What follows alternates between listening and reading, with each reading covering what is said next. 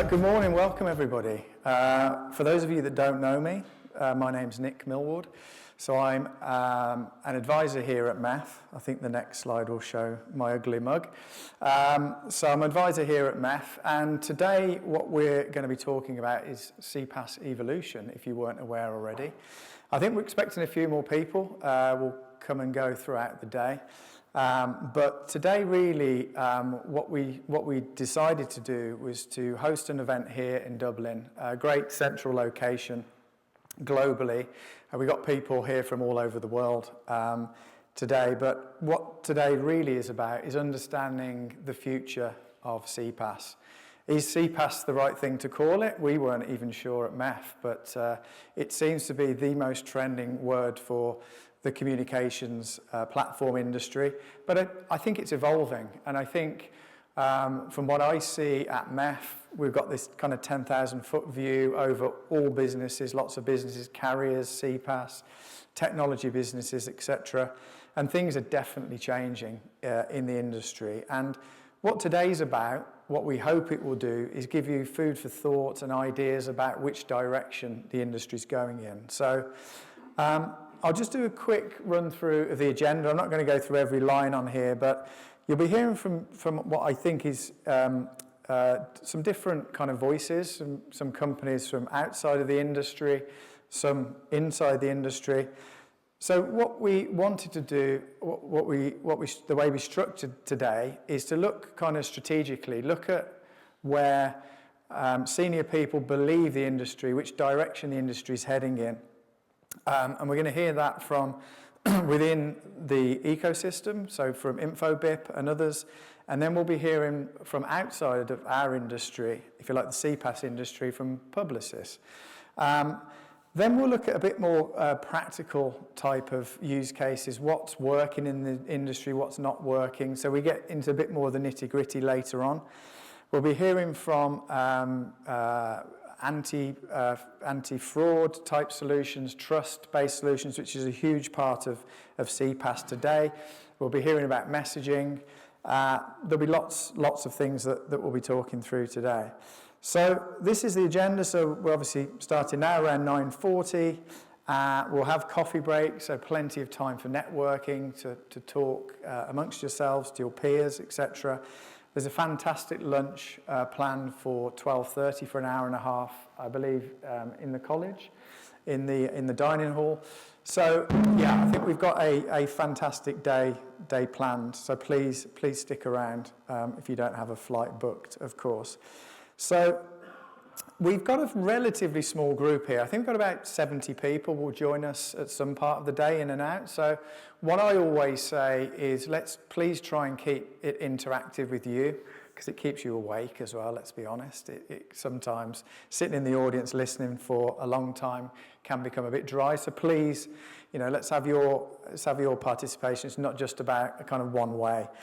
I know as many times as I say that, it becomes one way, but let's try. Let's try today to make it two-way and interactive. So there'll be presentations, there'll be information, time for Q&A, there'll be panel sessions, and plenty of networking breaks as well, as I said. Okay, so that's just a quick snapshot really of the agenda. Things will probably move around slightly. But just before we fully kick in, as I say, from my perspective, my background is I worked at some of the European carriers on a local level basis and global basis. And then I've also worked in the CPaaS arena as well for around about 8 years. So I have quite a good sort of history of mobile MNO experience, but CPaaS as well. So, and now at MEF, we kind of get, it's quite a unique position really, because we get to kind of see everything from where we are, and some of the things it's difficult for us to talk about. But in terms of where we are today and where I see it, we're probably slightly ahead of this, but in really kind of basic terms, I think where we are as an industry right now is we have APIs, we have one-way, mainly one-way kind of modal messaging through things like SMS still mainly. We have emerging technologies coming through, but this is kind of where we are today. We still use predominantly SMS for one-time passcodes. So it's kind of where we are today. But if we fast forward a little bit, and I'm not going to go through every word on this slide, and you're probably struggling to see it anyway, we kind of move more into this AI space, and you'll be hearing a lot about AI because every company I speak to in the industry, in your space, is looking at this. And I was in Sweden at an event last week, and it was interesting actually that 4 different companies, we were stood in a group, and each of them said, I've got a KPI. Every quarter, I have to introduce something related to AI into the business. And that was 4 different companies said, yeah, I've got that same objective, which I thought was really interesting. So you'll be hearing a lot about AI, but hopefully what we can do is distill that and look at the common things. And what I would like to kind of see after today really is that we all pull in the same direction. I think as an industry, I think we have some challenges, but I think today is about hearing what everybody's got to say, and then potentially we can come to some common ground where we move the industry in a similar direction for the greater good. Even though, you know, it's a competitive environment in this room, most people are competitors, but I believe there's more of a fight outside of this building than inside. So I think if we can all pull together in the right direction as an industry, understand where it's really heading, then it will be great for all of us. But just to say where I think the industry heading, I've mentioned AI. I think we will see a lot more around the data and the analytics, and then AI kind of comes into to work with that data. We're seeing a lot more happening in the messaging space with these richer messaging solutions. RCS, we will all know, most of us will know very much about, but I still see that very much as emerging. And when we look into the future, I believe that's kind of where it's going to be. So I've just got a couple more slides, and again, I kind of really brought this down to basics. I think when we look at where we are today, it's, you know, a marketing person will log into a platform and create an SMS campaign. I mean, I still see that happening daily. That is the reality. That's what's happening on the ground. I think if we look into the tomorrow, we start to think about what AI might bring in. This is what I believe. It might not be right, but it's what I see. I think the marketer will then kind of really ask the application, the AI tool, to do more of that for them.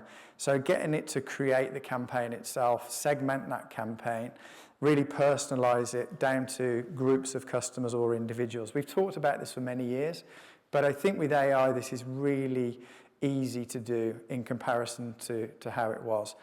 I worked with a company recently who hired, this is one organization, not within the company, these are a brand, and they hired 4 people to do segmentation. And it's things like that I think AI will come in and automate that and really fine-tune it and make it easier and better. I think it will write the content. I think it will choose the right channel. Sometimes it might not be RCS, sometimes it will be RCS. I personally believe SMS will still be around for a long time in certain conditions. And I think that optimization, that learning is what we'll see through AI, and I think it will just start to automate a lot of what we see today.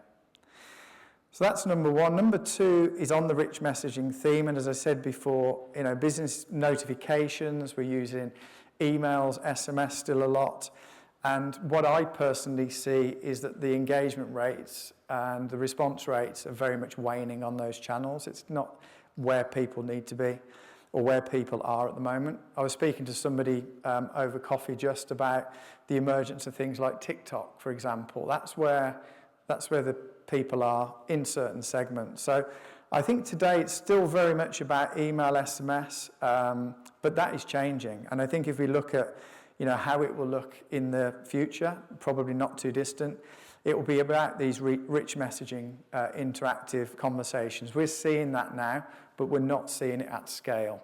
And I think probably if we're here in a year or 2, we'll start to see that.